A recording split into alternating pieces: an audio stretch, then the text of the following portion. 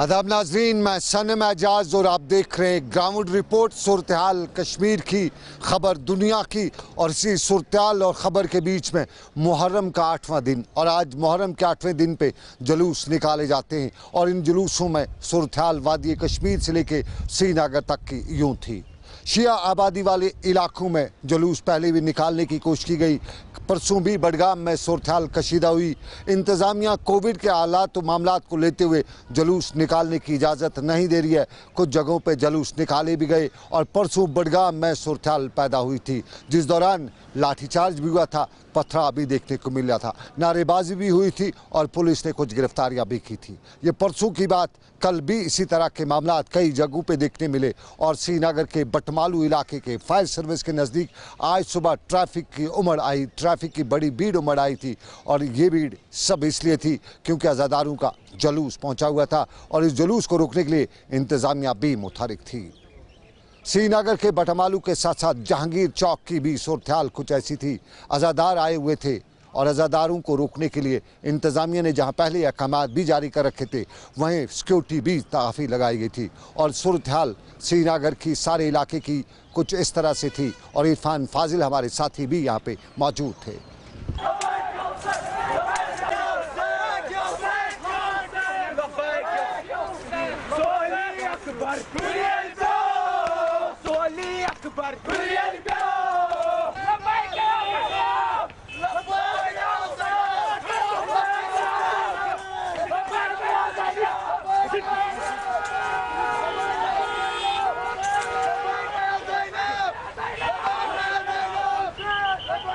मुहर्रम के मुतबरिक आयाम और साथ ही साथ आज जुम्मे का दिन और 8 मुहर्रम, और इसे के साथ साथ अगर हम बात करें तो वादी कश्मीर में मुकम्मल तौर पर रिस्ट्रिक्शंस सरकार की तरफ से। मैं अपने कैमरा पर्सन से गुजारिश करूंगा कि वो थोड़ा सा पैन करें और दिखाएं कि इस वक्त हम शहर श्रीनगर के लाल चौक में मौजूद हैं, और आप देख रहे हैं कि रास्तों को तारबंद खार से बंद किया गया है, सील किया गया है, और चप्पे चप्पे पर सिक्योरिटी जो है वो तैनात है। इनफैक्ट अगर हम बात करें तो कई सारे ऐसे आज़ादार जो जी हाँ जुलूस निकालने के लिए सड़कों पर आ चुके थे, पुलिस की तरफ से सख्त कार्रवाई, और कई सारे ऐसे लोगों पर कार्रवाई भी की गई है, गिरफ्तार भी किया गया है। आप देख रहे हैं कि किस तरीके से सिचुएशन ऑन ग्राउंड। अगर मैं बात करूं तो मुहर्रम के हवाले से जो रिस्ट्रिक्शंस आज शहर श्रीनगर में दिखाई जा रही है, जैसे आप देख रहे होंगे कि सिक्योरिटी के खुद ऑफिशियल्स ऑन ग्राउंड यहां पर हैं, उनके साथ साथ सिक्योरिटी पर्सनल्स भी हैं जिन्होंने चप्पे चप्पे पर नजर रखी, और स्पेशली कोई भी ऐसी गड़बड़ ना हो शहर में। और जिस तरीके से अगर हम बात करें तो कुछ सुनने में खबरें सूत्रों के हवाले से ये भी है कि कई जगह पर जो है पोसेशंस के हवाले से जुलूस निकालने की कोशिश की गई है, वहां पर कई जगह पर पुलिस की तरफ से लाठियां भी बरसी गई है। फिलहाल अगर बात करें तो कोविड के कहर के साथ साथ लॉकडाउन के वो मनाजिर नहीं, मगर आज मुहर्रम के जो आयाम है, मुहर्रम के सिचुएशन को मद्देनजर रखते हुए सरकार की तरफ से, डिविजनल इंतजामिया की तरफ से मुकम्मल लॉकडाउन, और इसी लॉकडाउन को लेकर जमीनी सतह पर पुलिस की कार्रवाई सख्त, कह सकते हैं कि रिस्ट्रिक्शंस बराबर जारी है। विद वीडियो जर्नलिस्ट समीर वानी के साथ सईद इरफान फाजिल, गुलिस्तान न्यूज़ कश्मीर। ये श्रीनगर के लाल चौक से लेके जहांगीर चौक तक की सूरत हाल, और यही सूरत हाल बडगाम और दूसरे इलाकों में भी थी। बडगाम के साथ साथ वादी कश्मीर में श्रीनगर में आज कहा जाए या देखा जाए तो श्रीनगर के पुराने शहर के 8 पुलिस थानों में बंदिशें भी आई थी, और बडगाम से बाहर या यूँ कहें श्रीनगर से बाहर कई और इलाकों से भी आज जुलूस निकाले जाने की खबरें हैं। मजालिस भी मुनक्कद की जा रही हैं, और मजालिस के दौरान दरूद अज़कार तो होता है, लेकिन जुलूस भी निकाले जाने की खबरें हैं। और ये सूरत हाल रियासत या यूँ कहें यूटी के मुख्तलिफ इलाकों से देखने को मिल रही है।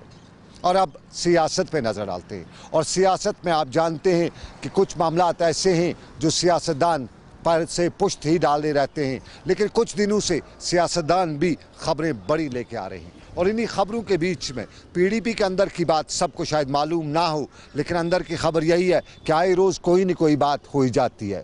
इंजीनियर नज़ीर अहमद यत्तू पीडीपी के कभी सीनियर लीडरान में शुमार होते थे, यूथ विंग पहले चलाते थे, उसके बाद सीनियर लीडरान में शुमार हुए, और तब वज़ीर आला महबूबा मुफ्ती थी, और उसे JK सिमट्स का चेयरमैन भी बनाया गया। लेकिन कुछ दिनों से नज़ीर यत्तू के तेवर भी बड़े तेज़ हैं, और परसों जो पीडीपी ने मीटिंग शुरू कर रखने की कोशिश की थी, उसके बाद तो नज़ीर यत्तू इल्ज़ामात की बारिश करें। 4 पीस का आज भी हवाला देते हुए बता रहे हैं कि इन्होंने माजी में भी पीडीपी को ख़राब किया और अब भी कर रहे हैं। और इन्हीं मुद्दों पे हमने उनसे पूछा कि क्या है सूरत-ए-हाल। करप्शन का इल्ज़ाम उन्होंने पीडीपी लीडरान पर भी लगाया और इन्हीं इल्ज़ामात में पहला उनका इल्ज़ाम है कि पीडीपी के एमएलएज भी करप्ट रहे हैं और आज भी करप्शन की बातें कर रहे हैं। जो भी अभी तक 47 से जो भी एमएलए आए हैं, जरा उनकी प्रॉपर्टी आप चेक कीजिए। मैंने सबका कहा है करप्शन ऑन इट स्पीक। जो हमारे अफसर साहिबान हैं, जो हमारे पुलिस अफसर साहिबान हैं, वो करप्ट नहीं है। वो हमारे अफसर साहिबान अच्छे हैं, लेकिन उनको करप्शन का रास्ता पॉलिटिकल लीडर्स ने दिखाया है। देखिए, मैं कहूंगा, ये मैं कहना चाहता हूं, जो हमारे एमएलए हैं ये मुदाखलत करते हैं रोज बरोज थानों में। अगर चोर भी वहां फंसा होगा तो चोर की भी सिफारिश करते। क्या ये एमएलए हैं? एमएलए का मतलब था कि वो असेंबली में इसको 1 लाख लोग चुनते हैं, 20 लाख लोग चुनते हैं, 20,000 लोग चुनते हैं, असेंबली में भेजते हैं। एक कौम के लिए एक मसवदा तैयार करना है, या तो अमेंडमेंट करनी चाहिए, ऐसी पॉलिसी बनानी चाहिए थी जैसे लोगों को फायदा मिले।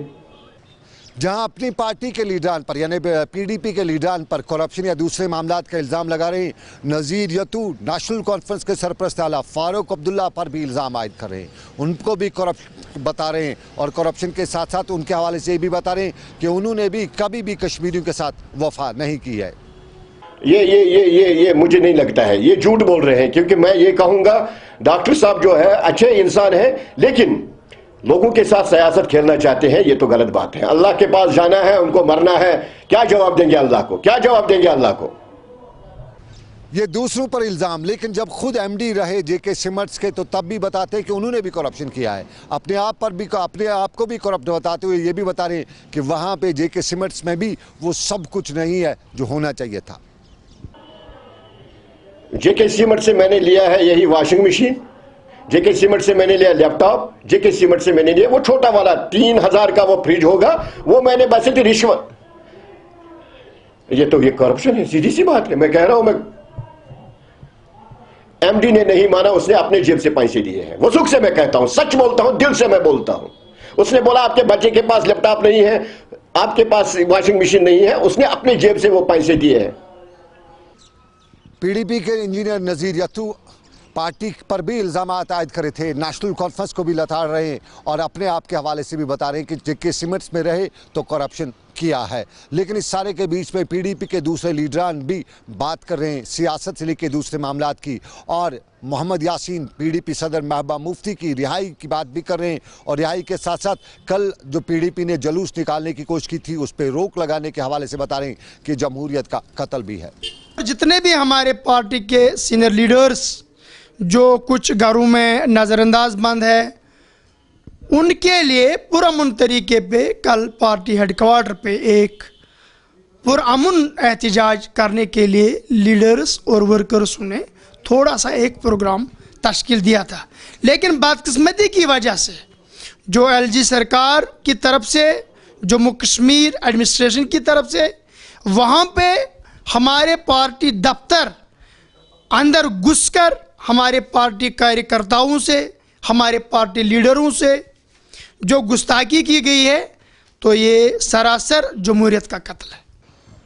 मोहम्मद यासीन पीडीपी के लीडरान और ख़ासतौर पर महबूबा मुफ्ती की रिहाई की बात भी करें, लेकिन मोहम्मद यासीन सैलाबी सूरत-ए-हाल से भी परेशान हैं और चाहते हैं कि मरकज़ी सरकार से लेकर रियासती सरकार रियासत में सैलाबी सूरत-ए-हाल के हवाले से पैदाशुदा सूरत-ए-हाल का जायज़ा लेने और नुकसानात का तखमीमा लगाने के लिए एक टीम भी मुख्तलिफ इलाकों में रवाना करे ताकि लोगों को राहत नसीब हो सके। तो पिछले 2 दिन से बारिश का सिलसिला जारी है। हमारे इलाके सब डिस्ट्रिक्ट चाडोरा की मैं बात करूंगा, वहाँ पे बहुत से विलेज है, बहुत से देहात है जहाँ पे पानी चढ़ा है और जहाँ पे थोड़ा सा नुकसान भी हुआ है। तो उसके लिए मैं एलजी सरकार से अदबन गुजारिश करता हूँ कि जो सैलाबी सूरत हाल ये पिछले 2 दिनों से पूरे जम्मू कश्मीर में है, तो इस वक्त इनको चाहे एडमिनिस्ट्रेशन को बाकायदा तौर पर इस चीज़ पर लगाने की ज़रूरत है, मौके पर जाने की ज़रूरत है। जहाँ पे जो नुकसान हुआ है वहाँ पे वो नुकसान की भरपाई होने की ज़रूरत है।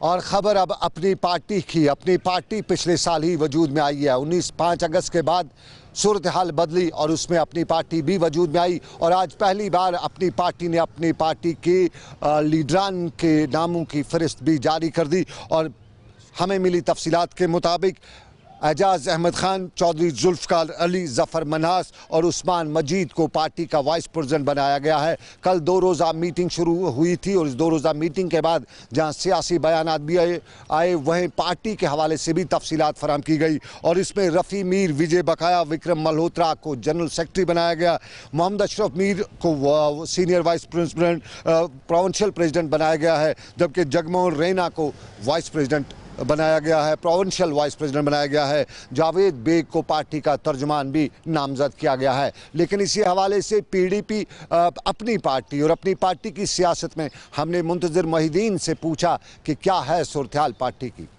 जो हमारी पार्टी की तरफ से हमारे एक रहनुमा ने सुप्रीम कोर्ट में आर्टिकल 370 और 35A के एब्रोगेशन के ख़िलाफ़ रिट दायर की है, उसको आगे कैसे बढ़ाया जाए, उसमें क्या काम किया जाए, उस पे बात हुई और तंजीमी ढांचा तश्कील देने पे बात हुई। यहाँ के जो आवाम से जुड़े मसाइल हैं बुनियादी सतह पे, उन चीज़ों पे बात हुई। तो इस सिलसिले में फ़िलहाल इब्तदाई मरहले में हमारे कायद जम्मू एंड कश्मीर अपनी पार्टी के कायद जनाब सैयद अल्ताफ़ बुखारी साहब ने फ़िलहाल जम्मू डिवीज़न के लिए, कश्मीर डिवीज़न के लिए और रियासती सतह के लिए यानी स्टेट लेवल के लिए कुछ सीनियर लीडर्स को ज़िम्मेदारियां सौंपी ओहदों की। तो उस पर बात हुई तो उसका ऐलान उन्होंने कर दिया। तो जो हमारे कायद, पार्टी के एक कायद जगमोहन जी रैना ने सुप्रीम कोर्ट में एक अपील दायर की है कि आर्टिकल 370 और 35A पे नज़रसानी किया जाए, जो ये एब्रोगेट किया है उस चीज़ को ख़त्म किया जाए और रियासती अवाम जो है उनके जज्बात की कदर की जाए, ये फ़ैसला देके उस पे ये फ़ैसला लिया गया कि सुप्रीम कोर्ट में एक और अर्ज़ी दी जाएगी उसके फॉलो अप में कि इस पे जल्द से जल्द वो सुप्रीम कोर्ट कार्रवाई करे और अपना फ़ैसला रियासती अवाम के हक़ में दे दे। तो ये भी फ़ैसला हुआ।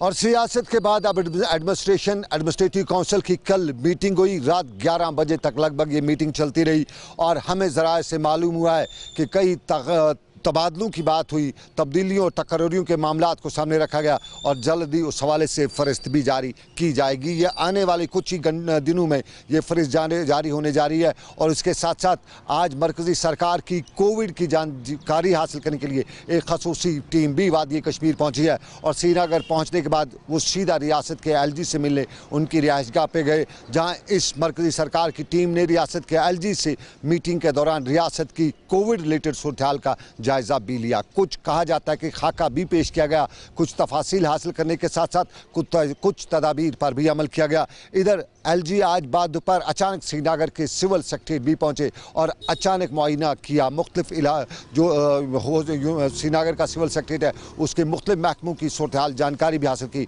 और यहाँ पे दौरे के दौरान यहाँ उन्होंने अचानक सरप्राइज विजिट के दौरान मुख्तलिफ मामलात पर तबादला ख्याल भी हासिल किया।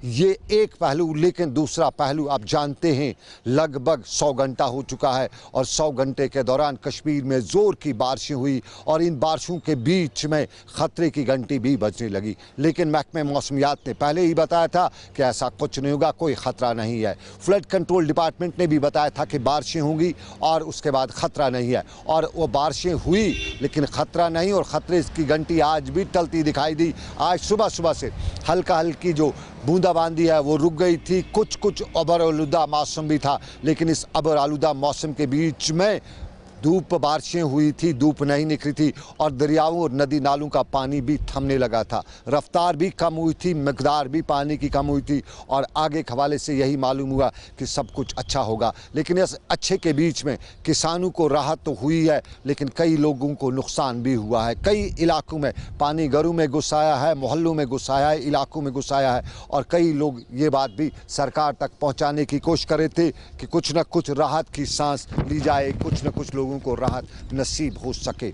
लेकिन इस सारे के बीच में 24 घंटे के बाद राजौरी से लोगों को मुसीबत से निकाला गया है। 5 लोग सलोरी दरिया के किनारे, नाले के किनारे, पुंछ राजौरी में, पुंछ के सलोरी दरिया में फंस गए थे, पानी में काम कर रहे थे। अचानक तेज़ पानी आ गया, तेज़ पानी का बहाव आ गया, मुश्किल से वहाँ चट्टानों पे अपनी जान बचाई और 24 घंटे लगातार ज़िंदगी और मौत की कशमकश में रहे। बिलाखिर ज़िला इंतज़ामिया की, डिस्ट्रिक्ट एडमिनिस्ट्रेशन की जो रेस्क्यू ऑपरेशन टीमें हैं वो पानी में गई, उतरा पानी और उसके बाद उन्हें आज सुबह निकाला गया, सलामत निकाला गया, ज़िंदगी बच गई। और ये सूरत हाल, इस सारी सूरत हाल में जान बड़ी मुश्किल से बची है। और अब दूसरे पहलू में आपको नाज़रीन बताएं कि हमारे यहाँ तालीमी निज़ाम पे सवाल भी उठते रहते हैं। बुन चाडूरा के स्कूल की हम बात करें, 2014 में तामीर में लिया गया था, तामीर शुरू की गई, लेकिन 2020 6 साल बाद भी तामीर मुकम्मल नहीं हो सकी। मुकामी लोग यही बता रहे हैं कि अगर ऐसा इंफ्रास्ट्रक्चर, ऐसा तालीमी निज़ाम होगा तो फिर बच्चे कहाँ पढ़ेंगे। इंतज़ामिया भी अपनी बात कहती है, लेकिन मुकामी लोग इंतज़ामिया की बात पे मुतफिक नहीं कहते हैं। ऐसा कई बार हुआ है, बात मुकामी लोगों की और बात जवाब इंतज़ामिया का। 2014 मज बनेमज बिल्डिंग और 2014 मज बने बिल्डिंग, अत गई पत कम चलान, पत गई अचानक कम बंद तो तम पत वनकस बच्चे सठा सफ़र करान कि ये मिसाल गोड़े ये स्टाफ तहन तो क्रेशन तत कहें। इसलिए वो गवर्नल इंतजामिया गुजारिश करान कि करो कम, करो ये जल्दी कह बिल्डिंग यह गस बे वापस मिसाल कम गई सन बच्चे पढ़ान, बच्चे सफ़र करान, बच्चे निब्र कन मोदानस मज पढ़ान। वन वंदन वोल, वन अम पत पई सन बच्चे करान क्या, पढ़ान कत क्या करान। तो गुजारिश करान गवर्नर सोबस, बे इंतजामिया गुजारिश करान कि बिल्डिंग गस अपग्रेड गई, गोस बे वापस कम लगन। ऐसे बहुत सारे स्कूल बिल्डिंग्स है जिसको एबंडन बिल्डिंग हम कहेंगे। एबंडन बिल्डिंग मेरे पास 24 है, 12 से लेकर 12, 14, 15, 16, 17 तक, जो आज तक ऐसे बहुत सारे स्कूल 24 स्कूल बनने थे। वो जो है उन्होंने, एक तो ठेकेदार ने, एक तो कॉन्ट्रैक्टर ने, एक तो जिसके थ्रू बनने जा रहा थे, उनको इस वक्त जो है पैसा जो रिलीज़ किया है रमसा के थ्रू। रमसा का जब स्कीम भी बंद हो गया है, वो समग्र शिक्षा में मार्च हुआ है, ठीक है सर। उसके बाद वो स्कीम चला नहीं, तो ऐसे बहुत सारे स्कूल थे उस वक्त जो अमाउंटिंग जो है उनको कम हो गया है। यही रीज़न है सर। अब इनके लिए काउंट हुआ है 24 बिल्डिंग्स के लिए पैसा समग्र को लिखा है, समग्र ने अब कंप्लीट करने जा रहा है। इसके लिए हमसे एस्टिमेट मांगा है, वो हमने भेज दिया है इनको, समग्र और इसको कमिश्नर सेक्रेटरी को सर।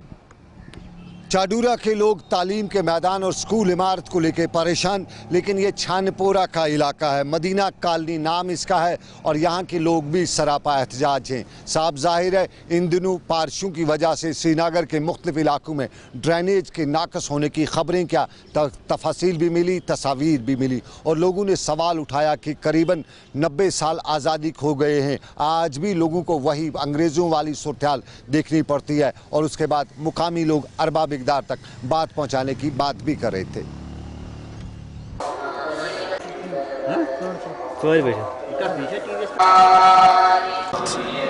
ड्रेन बने पत्मो श्रीनगर दूर 2 किलोमीटर, ये ड्रेन बने कम से कम 15 वरी, मगर 10 वरी वत सो प्रॉब्लम कि ये तुम पान दे आब क्या पत कन पे लांग बुट, तुम वो वनकन लांग बुट लगित सारे बच्चे।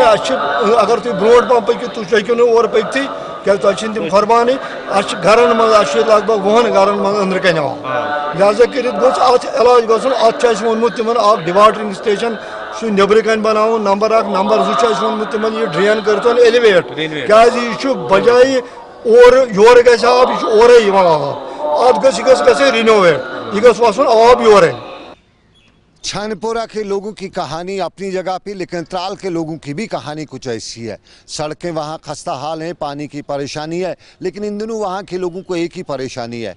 त्राल, अवंतीपोरा और आरीपल 3 तहसीलों के लिए सिर्फ एक तहसीलदार है, और एक तहसीलदार 3 तहसीलों पर कैसे काम कर पाएगा, कहाँ जाएगा, किस जगह होगा, ये लोगों के लिए परेशानी का सबब बनता रहता है। और इसी चीज़ को लेकर आज मुकामी लोग भी बता रहे थे कि 3 तहसीलों को एक तहसीलदार, आखिर वो किस कुर्सी पर बैठे, आरीपल में बैठे, अवंतीपोरा में बैठे या त्राल में बैठे, और फिर बैठा आज कहाँ है ये मालूम नहीं होता है, और उसके बाद लोगों को परेशानी होती है। केरन के लोग भी इसी तरह की बात करें और त्राल के लोग भी यही कह रहे हैं। जो हमारे पास तहसील त्राल में जो कॉम्पिटेंट अथॉरिटी है वो है तहसीलदार, बट यहाँ पे तहसील त्राल में मेन तहसील में यहाँ पे तहसीलदार की पोस्ट जो है पिछले कई महीनों से वैकेंट पड़ी हुई है, जिसकी वजह से स्टूडेंट कम्युनिटी को बहुत सारी प्रॉब्लम्स फेस करनी पड़ती है। तहसीलदार के ऊपर यहाँ पे हमारी कॉम्पिटेंट अथॉरिटी है वो है एडीसी साहब, लेकिन वो एडीसी साहब कभी मिलते नहीं है, कभी मीटिंग्स में होते हैं, कभी और चीज़ों में उलझे हुए होते हैं। तो एक पर्टिकुलर डिपार्टमेंट के लिए अगर हमारी पर्टिकुलर अथॉरिटी मिल जाती है तो स्टूडेंट कम्युनिटी को, क्योंकि इसमें at the end of the day student community ही सफ़र होती है। बच्चों के एग्जाम्स हो रहे हैं, नीट के एग्जाम्स हो रहे हैं, लेकिन हमें 6-6, 7-7 दिन यहाँ पे टाइम वेस्ट करना पड़ता है, जिसकी वजह से हमें लॉट ऑफ प्रॉब्लम्स फेस कर। और अवंतीपोरा के पंच की खबर भी आई है। अवंतीपोरा का पंच निसार अहमद अगस्त के दूसरे हफ्ते में गायब हुआ था। सोशल मीडिया पे बाद में एक वीडियो भी वायरल हुआ था जिसमें मिलिटेंटों ने कबूल किया था कि उन्होंने उससे किडनैप किया है। और आज शोपियां के रनीपोरा के इलाके में एक बगीचे से एक लाश भी बरामद हुई है। बताया जाता है कि उसी निसार अहमद की लाश है। ये इब्तदाई तौर पर बताया जाता है, हतमी तौर पर अभी मालूम नहीं हो सका है, लेकिन बताया यही जाता है कि उसकी लाश करीबन 2 हफ्तों के बाद वहाँ एक बगीचे से निकाली गई है।